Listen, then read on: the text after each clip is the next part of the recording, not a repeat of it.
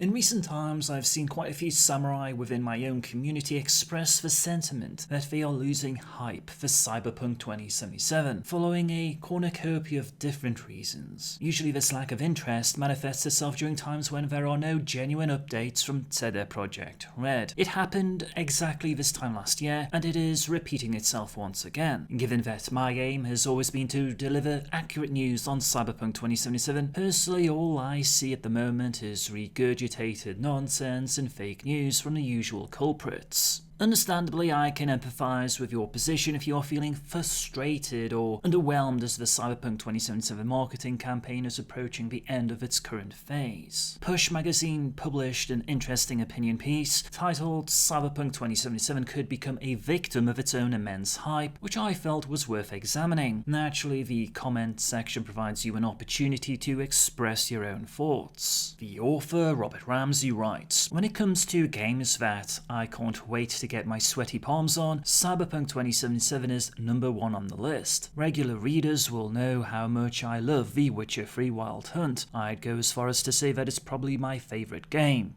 Period. And knowing that CD Projekt Red has another ambitious role-playing title in the oven is more than enough to get me excited.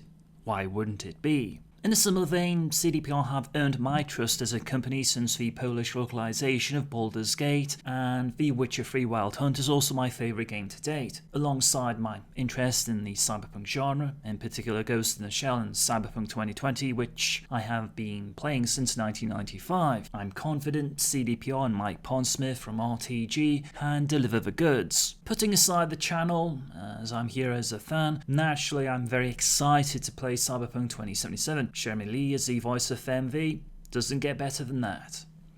The author goes on to say, "My worry is that Cyberpunk 2077 has fans whipped up into such a frenzy that's already lasted several long years. I should add that when it does finally release in 2020, it's going to have to be utterly mind-blowing to even scratch the surface of its surrounding expectations. My worry is that Cyberpunk 2077 could become a victim of its own hype. I think for the most part fans are excited for Cyberpunk 2077, but those who I tend to interact with on a daily basis have kept their expectations in check or tempered their own personal hype, so to speak. I for one went into Cyberpunk 2077 with the position it should be a game with storytelling quality similar to Witcher 3, with improvements one would expect based on the experience CDPR gained from the Witcher series." The article states, "Expectations can be dangerous things across all facets of life, but in the realm of obsessive video gaming, their often hyperbolic leanings can become crystal clear through the magic of the internet. In Cyberpunk 2077's case, all you need to do is type the thing's name into Google,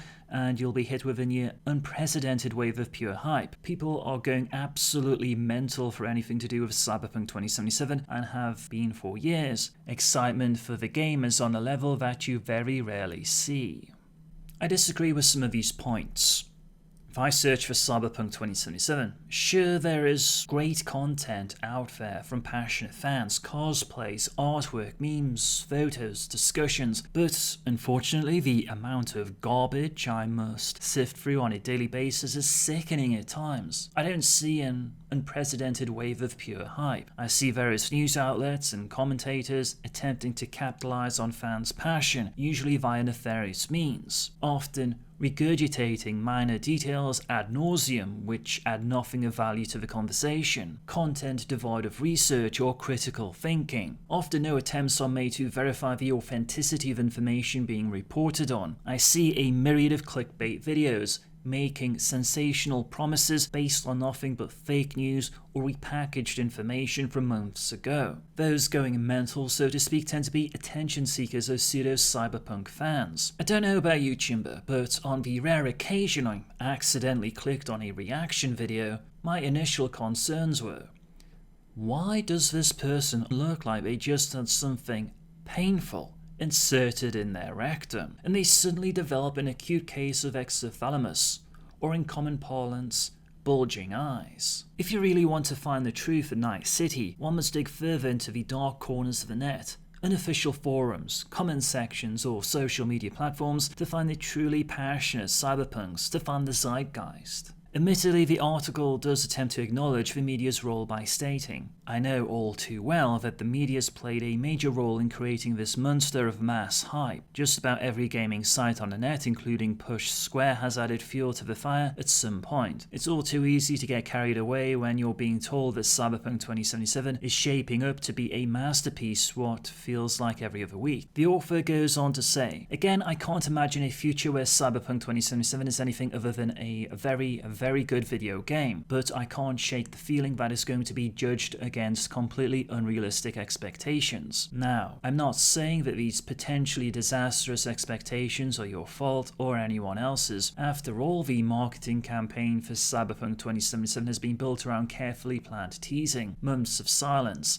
little snippets of the game here and there, vague posts on social media that have turned loyal fans rabid and insatiable, constantly demanding more. It almost feels like CD Projekt Red has played its hand too perfectly, but it's too late to take it back. For many, Cyberpunk 2077 has to be nothing less than a truly phenomenal product. I agree with the sentiment that there are those who are holding Cyberpunk 2077 to completely unrealistic expectations, but I'm under the impression that this may not necessarily reflect what most of the fandom thinks. Is it even possible to get any meaningful data on those metrics? In my opinion, most gamers are too busy with their daily lives or playing other games to even bother with the nonsense online. Like any marketing campaign, Cyberpunk 2077's march towards April 16, 2020 has its positives and negatives. For me, at least, the positives have heavily outweighed what I perceive to be the negatives, whether it was Keanu Reeves being introduced at E3, or running contests such as cosplay or photography to engage different sections of the community. CDPR have explored various avenues to promote the game. I'm not a fan of having too much information prior to playing a game for the first time. In other words, spoilers. So the deliberate vagueness has been a boon in my eyes, but it also gives unscrupulous individuals the ammunition they need to ride the Cyberpunk 2077 gravy train. Some aspects of the marketing campaign that have garnered negative attention include moves such as handing out copies of the Yaiba Kusanagi statue as gifts to GameStop managers who clearly could not care less about the game, as evidenced by how many I saw on eBay. It seemed like a strange move and one I'm not entirely sure was under CDPR's control. I've seen similar feedback expressed concerning the Mantis Blade Lady statues and samurai jackets, which are often given out to influencers over media, and find themselves on the secondary market within days after E3 or Gamescom. Quite a few of my own subscribers have expressed annoyance at not being able to see the 2019 demo if they could not attend a live event. Again, I sympathize with your frustration. Will Cyberpunk 2077 become a victim of its own immense hype? I'm inclined to disagree with that statement.